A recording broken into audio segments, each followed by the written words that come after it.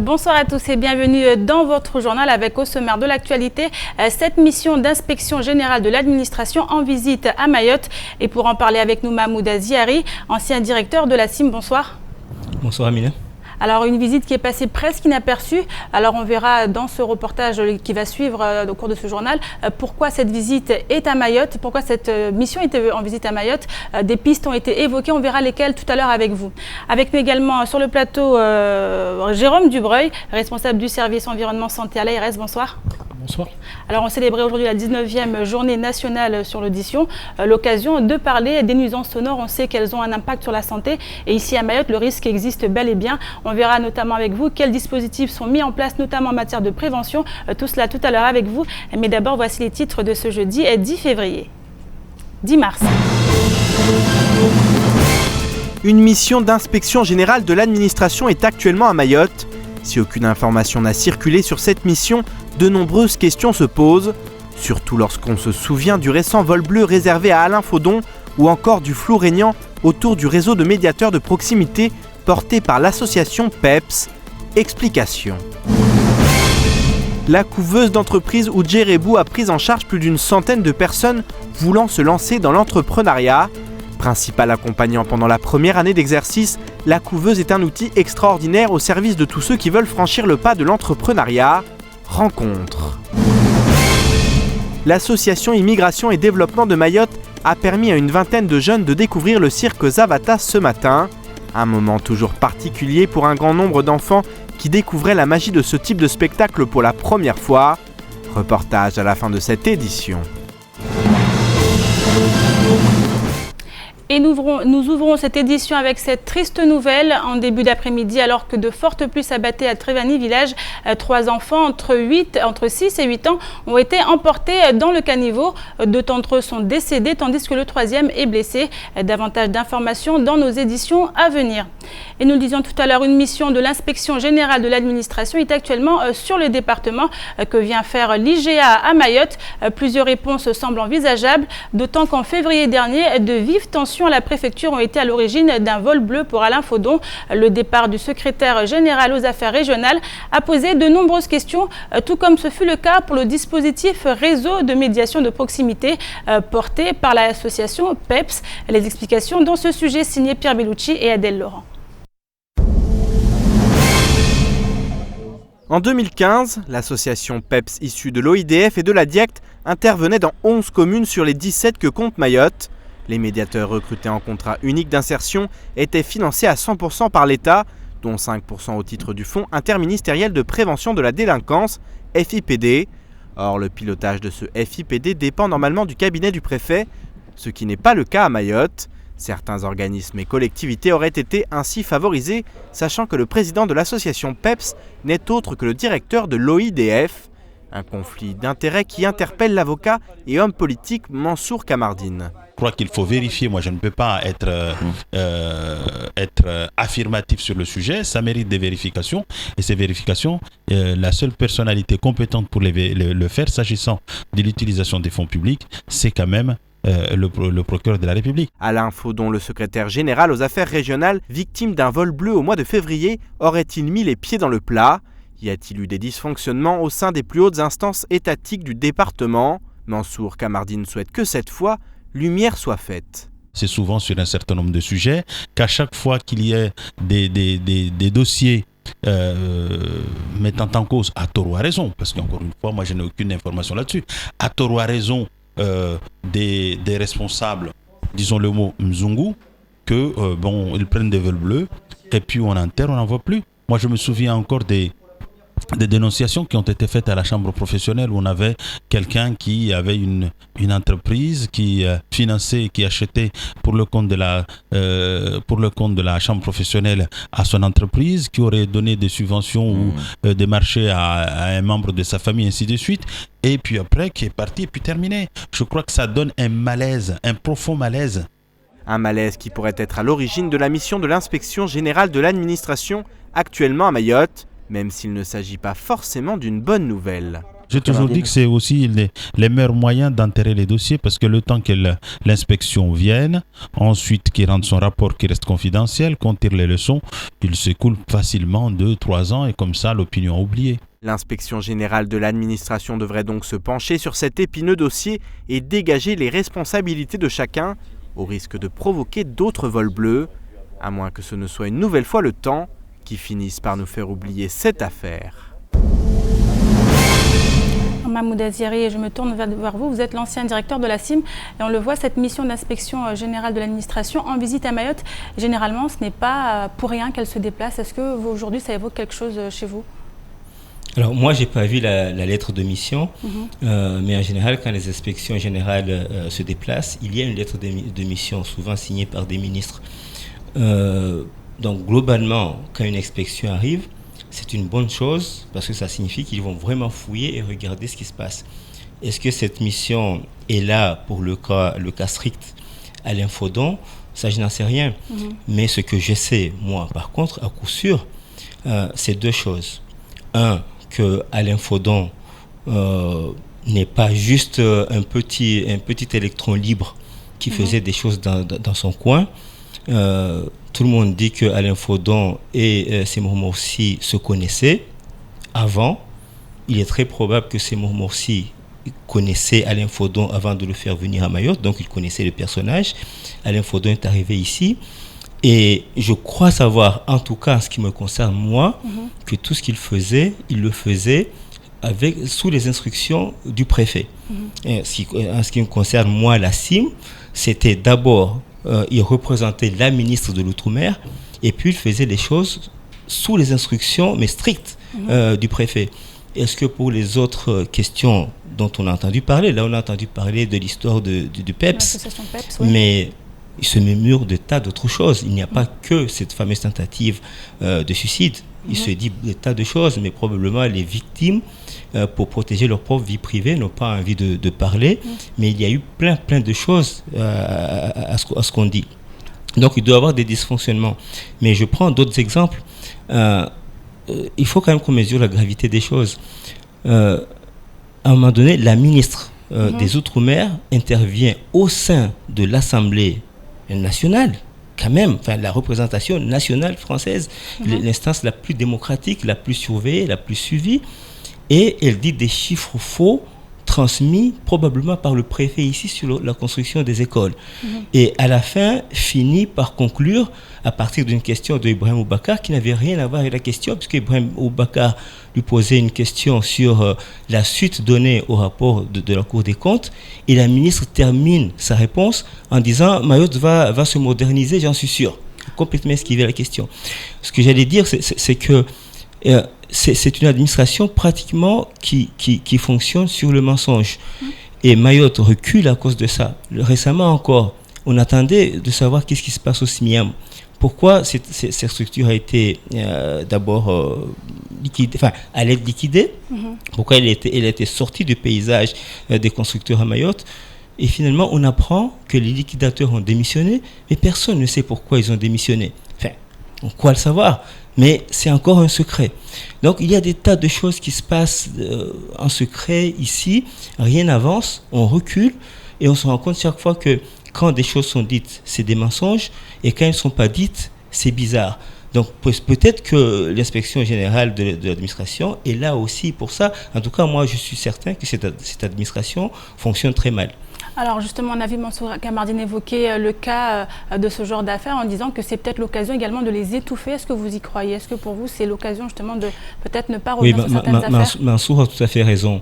Parce que s'il s'agissait du cas du PEPS, mais d'autres cas où il y a eu des mensonges, pour le cas du PEPS ou pour le cas d'autres, paraît-il, projets financés par les fonds européens, là, à partir du moment où une idée est venue au niveau du procureur de la République, je ne suis pas aussi calé que Mansour dans ces questions-là, mais si Mansour le dit, moi je le crois, parce que je pense qu'il est l'un des meilleurs avocats de cette île. Le procureur de la République doit se saisir de ces questions-là. et ne pas faire des vols bleus. D'ailleurs, chez eux, ils appellent ça parfois explosion en vol. Et on connaît plein de cas. Je me souviens d'un trésorier payeur général ici qui est parti, et on a raconté qu'il était parti parce qu'un certificat médical montrait qu'il ne pouvait plus supporter la vie à Mayotte et que ça lui causait des troubles mentaux. Mais tout le monde sait qu'il avait très mal vérifié les comptes des collectivités pendant que les collectivités s'enfonçaient. Lui, il ne savait même pas lire les comptes, mais je le savais déjà qu'il ne savait pas lire les comptes puisqu'il était administrateur à la CIM, et on l'a fait partir en douce. Donc, il y a des phénomènes comme ça où des gens, on les fait partir en douce et on ne sait pas. Mais quand il y a des choses qui peuvent s'apparenter à des malversations, alors le procureur de la République doit agir. Et nous, on attend à ce qu'il agisse. Maintenant, si c'est une administration qui fonctionne mal, effectivement, à ce moment-là, c'est le rôle de l'inspection générale de l'administration. Mais si l'inspection générale de l'administration vient là pour enquêter sur des questions qui sont liées à la justice, là, effectivement, c'est un moyen d'enterrer en première classe ces affaires. Alors, dernière question, Mahmoud Désiré, en rapport avec l'actualité de la CIM, on a vu l'État se désengager. Quelle est votre réaction? Alors, ça fait 6 ans qu'on parle de désengagement de la CIM. Ça fait bien 6 ans. Il y a du pour ou de contre dans cette histoire-là.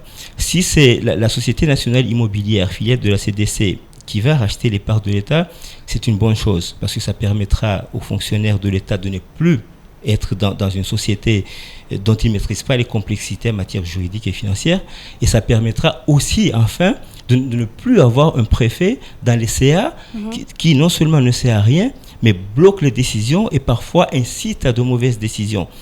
Mais le contre-coup de cela, c'est si cette façon de faire, c'est une façon de donner toute la gestion de ces sociétés immobilières des Outre-mer à la SNI, donc à la CDC, et un peu pour faire de la politique, seulement la politique de l'État, et que les collectivités territoriales, avec leurs élus, soient complètement absents de l'orientation des sociétés qui, je le rappelle, ont été créées pour le développement des territoires sur lesquels elles sont implantées. Or là, on voit dans ces sociétés, il n'y a pas qu'à Mayotte. À Mayotte, c'est juste beaucoup plus grave qu'ailleurs. Mais en général, des gens de l'État, des fonctionnaires de l'État qui passent pour 2-3 ans, prennent des décisions qui vont engager la vie de toute une île pendant 50 ans. Ils sont là pour 2 ans, pour 3 ans. D'ailleurs, le successeur vient contredire son prédécesseur, etc. Et les élus des collectivités, en général, jouent le rôle de caisse d'enregistrement, et ça, c'est le contre-coup de ça. Donc, d'un côté, en se débarrassant des fonctionnaires de l'État et du préfet, en se débarrassant de ces personnes dans les CA, c'est une bonne chose parce qu'on fait venir des professionnels. Mais de l'autre côté, ce qui peut être une mauvaise chose, c'est que les collectivités deviennent minoritaires de fait et reléguées au second plan, et qu'il n'y ait que la politique de l'État, c'est-à-dire la politique de politiciens. Juste une seconde pour vous donner un exemple. Aujourd'hui, il y a un plan logement outre-mer de la ministre. Il reste qu'un an avant qu'il y ait de nouvelles élections en France pour changer un président de la République ou garder celui qui est là. Or, si le plan logement outre-mer est juste un instrument de politique pour la réélection d'un président ou pour qu'un parti politique gagne les élections, alors c'est très mauvais parce qu'ils vont raisonner que pour des élections l'année prochaine, mais pas du tout en termes de ce qui est bien pour Mayotte pour les 50 prochaines années. Voilà un exemple. Merci beaucoup Mahmoud Désiré. Je rappelle que vous êtes l'ancien directeur de la CIM. Et on continue. Il y a quelques semaines, le bureau d'études Spalian était présent à Mamoudzou afin de visiter plusieurs sites susceptibles d'accueillir la vidéosurveillance. Mais étape préalable à ce dispositif, l'éclairage public. À ce titre, les premiers poteaux ont été érigés sur la rocade, notamment au rond-point de la Pointe Mahabou. Une grande avancée pour le chef-lieu, même s'il faudra attendre 2020 avant de jouir d'un éclairage digne de ce nom. Un sujet signé Abbas Alidi, Pierre Bellucci et Leslie Vimné. L'éclairage public, c'était l'une des promesses de campagne du candidat Mohamed Majani lors des élections municipales de 2014. Aujourd'hui, le chantier a débuté et les premiers poteaux sont érigés les uns après les autres. L'un des adjoints au maire en charge de l'équipement public et de la voirie nous en dit plus sur le sujet. Ce projet de la rocade, c'est une ambition que nous avons voulu faire depuis le début. Donc on a fait ce qu'on appelle un diagnostic de l'éclairage public sur le territoire. Donc nous avons 2 objectifs. Éclairer la commune, mettre la vidéosurveillance. Donc les deux vont ensemble. Ce qu'on a choisi, c'est, on a fait un diagnostic établi par un bureau d'études qui nous a fait proposer ce qu'on appelle un schéma d'aménagement lumière. Donc ce qui se fait sur la rocade, c'est ce qu'on appelle la phase entretien. Donc après, on va passer à la phase schéma de lumière qui permettra de dire dans chaque zone de la commune comment allons-nous éclairer. Donc on va commencer par l'éclairage public, c'est-à-dire les grandes zones, les routes, puis on va entrer dans les villages. Le chantier ne fait que débuter et il reste encore beaucoup à faire. Mais il s'agit là d'une première pierre à l'édifice avant la mise en place d'autres projets d'envergure. Nous essayons de faire le maximum d'avoir de l'éclairage public partout. Vu que la rocade c'est une zone très fréquentée, c'est une zone auquel beaucoup de gens passent la nuit et la journée. Donc on a tenu à commencer par là, puis après on va continuer à aller dans une zone qu'on a déjà décidé jusqu'en 2020. Donc ces zones, on a commencé l'éclairage, bientôt ce sera la vidéosurveillance. Plus tard, il y aura aussi à aménager ce qu'on appelle le front de mer. Éclairage public, vidéosurveillance, aménagement du front de mer. Les chantiers sont immenses, mais devraient changer radicalement le visage du chef-lieu. Au deuxième trimestre de l'année 2015, le taux de chômage à Mayotte s'élevait à 23,6%. En termes de comparaison en France métropolitaine, il est de 10%. À l'heure où l'emploi se fait rare à Mayotte, certains ont décidé de créer leur propre travail en montant leur entreprise. Le pari est certes risqué, mais avant de vraiment se lancer, il est possible de tester la viabilité de son activité. C'est en effet ce que propose la couveuse d'entreprise Udjerebou. Les précisions d'Adèle Laurent. Un appui administratif et comptable, un accompagnement personnalisé, un hébergement juridique ainsi que des formations. Ceux qui intègrent Udjerebou peuvent tester la viabilité de leur projet durant 12 mois avec l'aide de la couveuse. Depuis sa création en 2010, ce sont 100 personnes qui ont pu être accompagnées. Parmi ces 100, il y a à peu près 85% d'entreprises qui sont encore en activité aujourd'hui.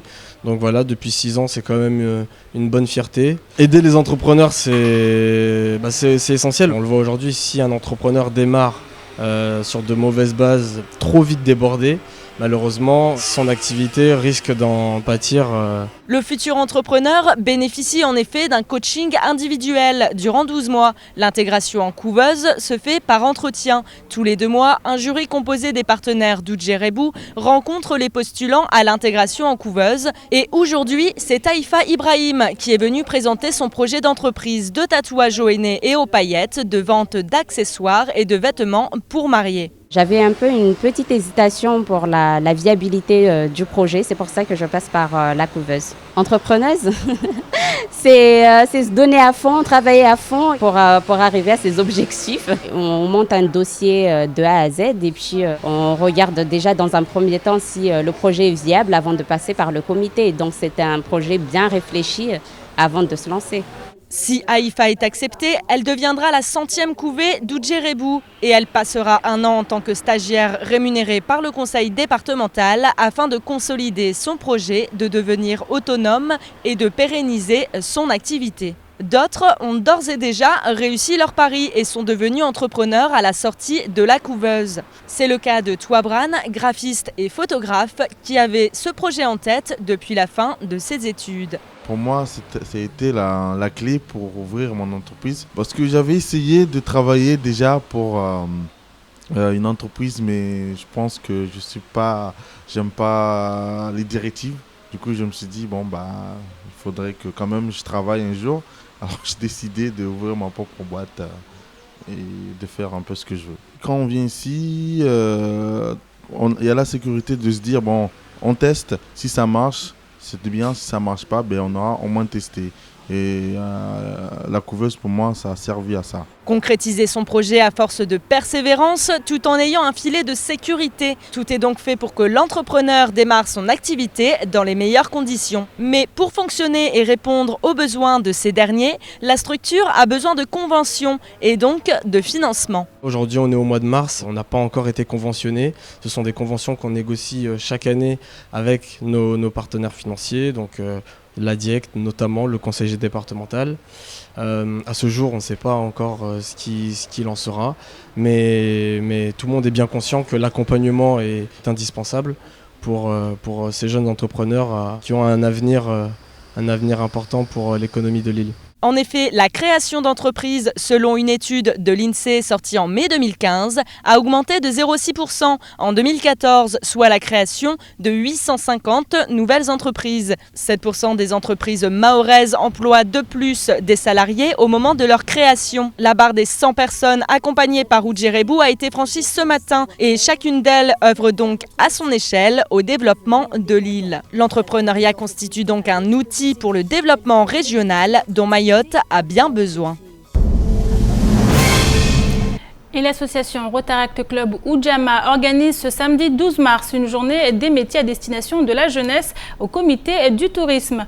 Plusieurs exposants issus de professions bien différentes seront présents pour rencontrer les jeunes Mahorais, souvent indécis au moment de choisir une voie professionnelle. Ce genre de journée va permettre à bon nombre d'entre eux d'être guidés. Un sujet signé Shakila Essouf et Leslie Yemné. La jeunesse de l'île-Lagon est sollicitée ce samedi par l'association Rotaract Club Ujamaa pour une journée portes ouvertes qui débutera à 9h ce samedi. Un forum qui va permettre de sensibiliser et d'apporter des précisions sur des métiers accessibles à Mayotte. En effet, affronter le monde professionnel sans y être préparé mène bien souvent à l'échec. La problématique, c'est le déficit d'éducation de cette jeunesse, ou peut-être pas forcément le déficit d'éducation, mais en tout cas le déficit de ligne directive de cette jeunesse. Donc il manque de guides, tout simplement. Il manque de guides, il manque de savoir en ce qui concerne la possibilité qu'ils ont d'acquérir certaines compétences. Il manque certainement du suivi aussi, c'est important à le dire, je pense, du suivi de leurs gardiens, de leurs parents, ce qui, bien sûr, par définition, leur permettra de concrétiser leurs projets. Un premier forum pour l'association qui doit aussi permettre d'évoquer toutes les problématiques rencontrées par la jeunesse du département. Ainsi, les parents sont également invités à accompagner leurs enfants pour les soutenir. C'est dans cette optique que les membres bénévoles de l'association Rotaract Club Ujamaa souhaitent mener ce forum. Le but de cette action, c'est de pouvoir orienter, faire des échanges et puis surtout des projets avec nos jeunes. Parce que sur Mayotte, c'est ce qui manque. Malheureusement, beaucoup de jeunes, peu d'emplois, peu de projets. Donc le but, c'est de faire plusieurs rencontres avec plusieurs entreprises qui seront présentes sur le site actuellement. On aura pas mal de stands, il y aura de la buvette, il y aura information Rotary Rotaract. On aura des métiers de tout ce qui est formation, que ce soit les métiers aéroportuaires, les métiers de la sécurité, les formations BTP. Donc on aura 2 centres de formation qui seront présents sur site. On aura les métiers de justice, d'assurance, comptabilité, de tourisme, restauration, maritime, esthétique, BTP, tout ce qui est métallique et tout ce qui est vitre, ingénieur, contrôle technique, immobilier, commerce et automobile. Ce samedi, dès 9h, de nombreux professionnels répondront à l'appel. Les jeunes sont également attendus nombreux car si Mayotte est amenée à briller dans le futur, ce sera à travers sa jeunesse qui représente la majeure partie de la population. Et je me tourne maintenant vers Jérôme Dubreuil, qui est responsable du service santé-environnement à l'ARS. Alors on l'a vu tout à l'heure, on célébrait aujourd'hui la 19e journée nationale de l'audition et on va profiter de l'occasion pour parler des nuisances sonores. Alors on le sait, c'est quelque chose qui préoccupe beaucoup de Français, 9 Français sur 10. Comment ça se caractérise, notamment ici à Mayotte? Est-ce que les nuisances sonores font partie des préoccupations des Mahorais?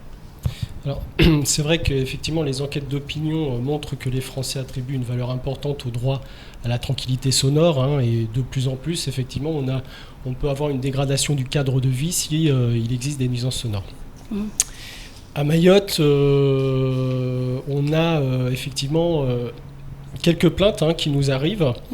Et ce qu'il faut voir, c'est qu'effectivement, au-delà du désagrément immédiat lié au bruit, on a des véritables risques sanitaires qui sont liés à cette exposition. On a 2 types de risques. On peut avoir des troubles de l'audition, un déficit auditif qui va être créé par une surexposition à des volumes sonores trop importants. Et puis on peut avoir effectivement donc de la surdité et des acouphènes aussi. Donc les acouphènes, ce sont des sons ou des sifflements qu'on va entendre après avoir été exposé à un volume sonore très élevé. Donc ça, c'est les premiers effets de santé. Et puis on a d'autres effets de santé qui ne sont pas auditifs, c'est-à-dire qu'ils concernent une atteinte finalement, des effets sur les attitudes, sur les comportements, des effets sur les performances en fait des personnes, une perturbation du sommeil. Et puis enfin, une exposition à long terme peut aussi induire ou aggraver en tous les cas les pathologies cardiovasculaires. Donc on voit que le champ d'effets de santé est assez vaste, et c'est vrai que c'est un sujet qu'on voit émerger à Mayotte et qui devient une préoccupation importante de la population. Alors on voit des risques sanitaires assez importants qui peuvent être graves. On le sait, les Mahorais aujourd'hui, avec les traditions et tout ça, on génère quand même beaucoup de bruit. Est-ce qu'aujourd'hui, il y a des choses qui sont mises en place en matière de prévention ?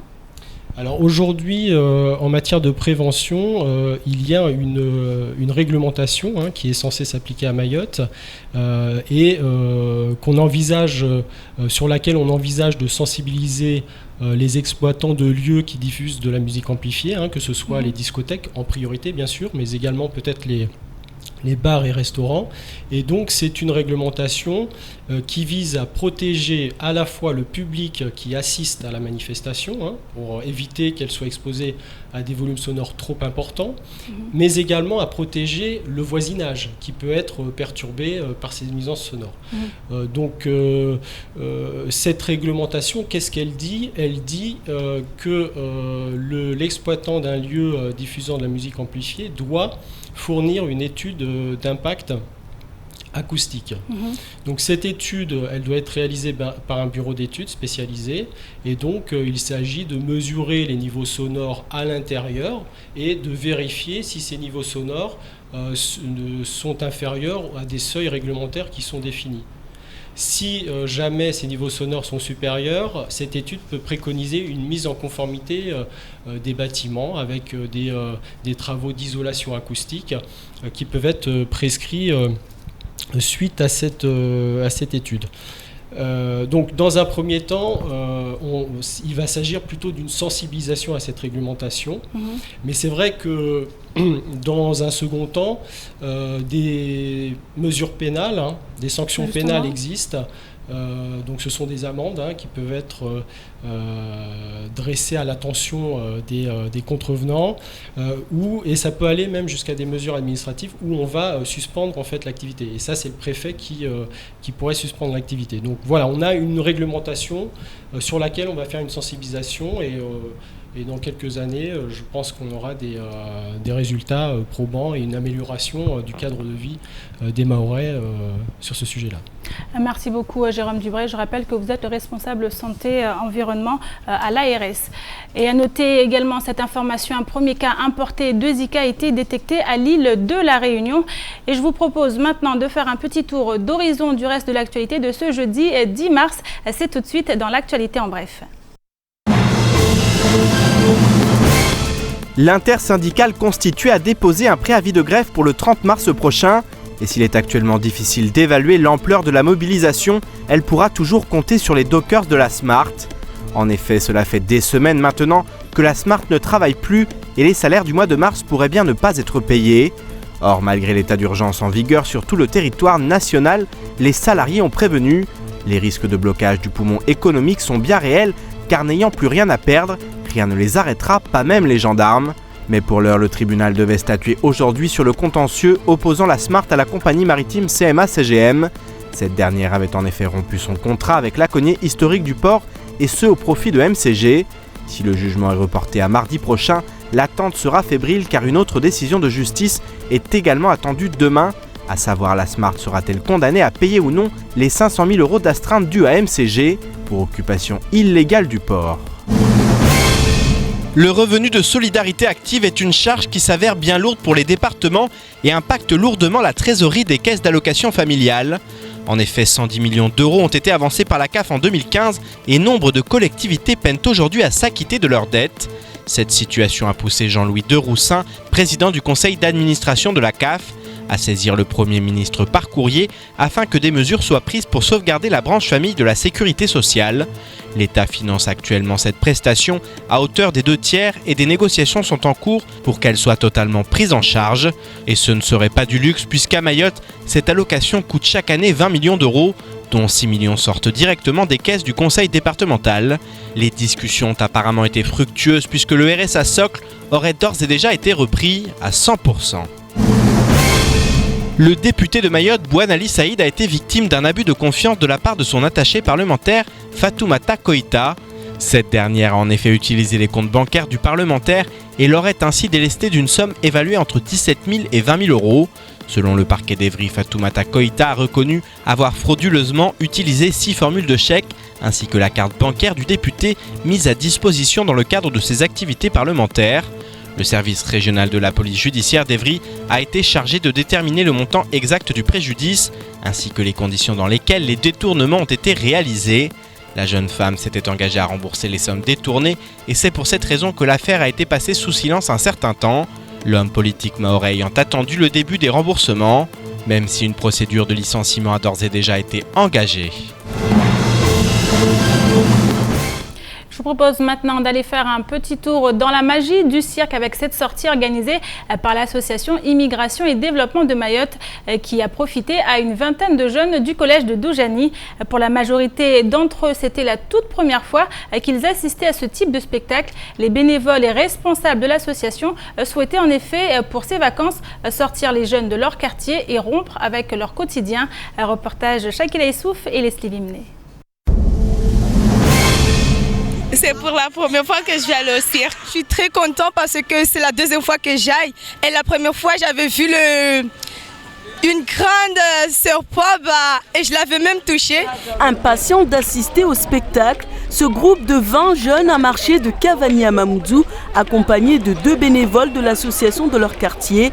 Une fois à l'intérieur, la magie peut opérer. Jongle, magie, danse, acrobatie, équilibre. C'est sous les regards ébahis que les artistes se sont produits. C'est la première fois que je viens et je trouvais le spectacle merveilleux. C'était trop bien. Il y avait des gens qui dansaient, il y avait un clown. C'était trop bien. J'ai adoré pour une fois que je suis venue. J'ai vu un clown. Alors il y avait des hommes qui volaient là-haut. J'ai aimé quand la femme était coupée en deux et surtout les acrobates. Une première sortie au cirque réussie malgré le mauvais temps. L'idée d'occuper les jeunes pendant la période des vacances et de leur éviter d'errer dans les rues est à l'origine de cette action. Ainsi, afin de toujours améliorer la prise en charge des jeunes, les bénévoles de l'association Immigration et Développement de Mayotte ont tenu à profiter du reportage pour lancer un appel à la mobilisation de tous pour aider la jeunesse. Vu que c'est une association qui vient juste de se créer, nous n'avons pas pu avoir aucune aide, que ce soit au niveau de l'État ou au niveau des partenaires sociaux. Nous lançons un appel à tous ceux qui seront, ouvertes pour nous accompagner dans cette démarche. Donc là aujourd'hui la première sortie, le cirque. Donc pour la majorité d'entre eux c'est la première fois. Voilà. Donc on a aussi une sortie cinéma qui est organisée samedi, on a des activités danse, chorégraphie, sportive, jeux de société, jeux collectifs. En fait l'association elle existe depuis 2007, elle a en fait une section en métropole et en arrivant ici et en voyant, à Mayotte il y a énormément de jeunes livrés à eux-mêmes, voilà, il y a énormément de jeunes et je trouve qu'il n'y a pas assez de structure pour les prendre en charge. Donc c'est comme ça avec un groupe d'amis que nous est venue l'idée d'ouvrir la section aide Mayotte et de prendre dans un premier temps les jeunes. Un peu plus tard, on s'occupera aussi des immigrés, des adultes, mais là, dans un premier temps, vraiment les jeunes, parce qu'on trouve que c'est la problématique qu'il faut prendre en premier, quoi. Ce moment au cirque a su sortir ces jeunes d'un quotidien précaire où bien souvent des problématiques qui les dépassent prennent le pas sur leur vie d'enfant. L'association Immigration et Développement de Mayotte prévoit ainsi prochainement une sortie au cinéma en souhaitant pouvoir faire profiter de ces loisirs au plus grand nombre d'enfants possible. Et c'est la fin de cette édition. Merci à vous de l'avoir suivi. Une édition rediffusée à 21h sur KTV et à retrouver également sur OM5. Tout à l'heure, vous retrouverez Ornella Périne pour la météo. Suivra juste après l'invité du temps de parole, Daniel Zaïdani, conseiller départemental de Pamandzi. Il était ce matin au micro de Patrick Mian que vous retrouverez demain dans la matinale. Et prochain rendez-vous avec l'information en radio demain dans la matinale avec le journal présenté par Pierre Bellucci. Excellente soirée à vous. À demain.